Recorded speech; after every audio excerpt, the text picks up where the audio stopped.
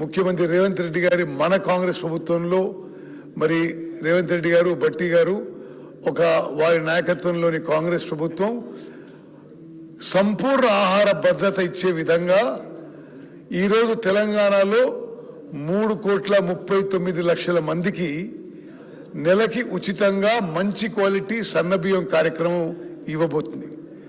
నాకు వ్యక్తిగతంగా కూడా చాలా సంతృప్తి ఇచ్చే కార్యక్రమం ఇది. పోయిన సంవత్సరం ఎగ్జాక్ట్లీ 30th మార్చ్కి, పోయిన సంవత్సరం ఉగాది 30th మార్చ్కి వచ్చింది. 30 మార్చిన 2025న ఈ సన్నబియ్యం కార్యక్రమం లాంచ్ చేసినాం. ఇప్పుడు ఎగ్జాక్ట్లీ 1 year పూర్తవుతుంది.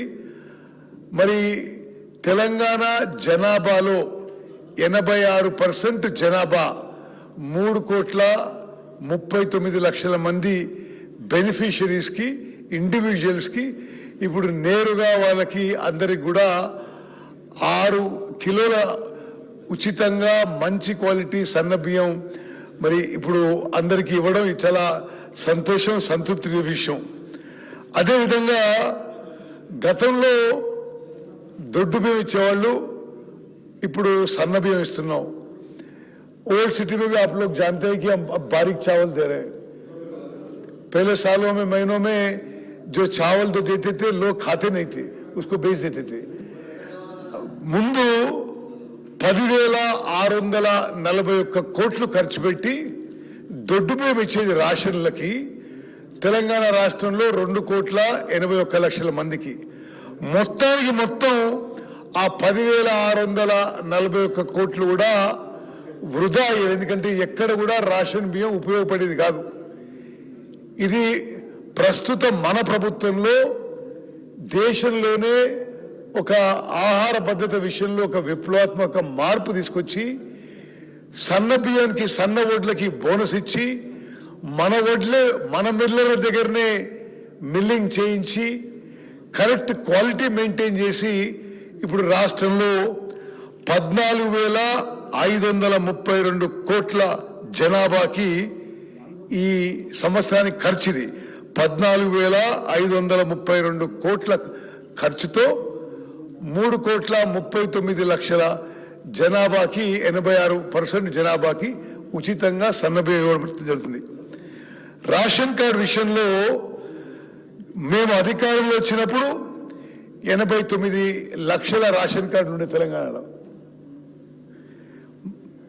ప్రస్తుత ప్రభుత్వం అధికారంలో వచ్చినప్పుడు 89 లక్షల రేషన్ కార్డులు ఉండే. అంటే 89 లక్షల రేషన్ కార్డుల ద్వారా 2,81,00,000 మరి ఇండివిజువల్స్కి, బెనిఫిషరీస్కి రేషన్ అందేది. మేము వచ్చిన తర్వాత 10 ఏళ్ల పాటు రేషన్ కార్డులు మరి అసలు చాలా రెస్ట్రిక్టెడ్గా ఇష్యూ ఉండేది. ఆ సంఖ్య కూడా చెప్తా నేను. మేము వచ్చిన తర్వాత 89 లక్షల రేషన్ కార్డులని ఇప్పుడు 1,05,00,000 జనాభాకి మరి రేషన్ కార్డులు చేరినాయి ఇప్పుడు. అదేవిధంగా గతంలో 2,81,00,000 మందికి రేషన్ అందితే 2,81,00,000 మందికి దొడ్డు బియ్యం ఇస్తుంటే మేము ఈరోజు 3,39,00,000 మందికి ఉచితంగా 6 కిలోల సన్న బియ్యం ఇస్తున్నాం. అప్పుడప్పుడు ప్రతిపక్ష పార్టీ వాళ్ళు అధికారంలో ఉన్నప్పుడు మేము కూడా ఇచ్చినాం అంటుంటారు వాళ్ళు.